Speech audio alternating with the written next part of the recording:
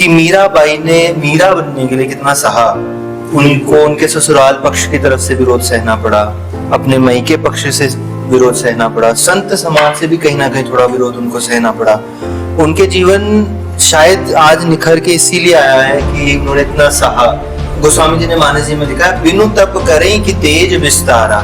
जब तक तप नहीं होगा तब तक तेज का विस्तार नहीं होता। और वो मीरा जी के चरित्र में मैंने बिल्कुल, मुझे महसूस हुआ वो चीज। आप देखिए, मीराबाई को मारने का प्रयास किया गया, उनके ऊपर क्या क्या लांछन नहीं लगाए गए। उनके पति के जाने के बाद भी उनको बहुत बोला गया। समाज में उनको ब्लैक मैजिक उनको कहा गया कि आप ब्लैक मैजिक करते हो, टोटके करते हो, ये और बहुत सा। और मुझे लगता है ऐसा कि जो भक्त होता है ना, उसका जो ऑरा है ना, वो आपको मजबूर कर देगा कि आप उसके पास आके बैठो। कई बार, अब ये तो महाराज जी हमें कहते हैं कि तुम्हारी झोली में तुम क्या समझते हो, सिर्फ हीरे मोती आएंगे, कंकड़ पत्थर और कांटे भी आएंगे।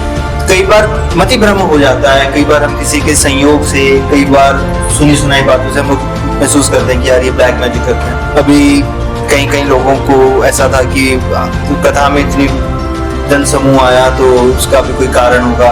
लेकिन मुझे ऐसा लगता है कि जो एक भक्त है ना, वो जहाँ बैठेगा वहां पर उसका औरा लोगों को लेकर के जरूर आएगा। और वो गोस्वामी जी ने मानस जी में कहा ना, जब भगवान मिथिला में घूम रहे हैं तब गोस्वामी जी लिखते हैं, जिन निज रूप मोहिनी डारी कीन्हे स्ववश सकल नर नारी।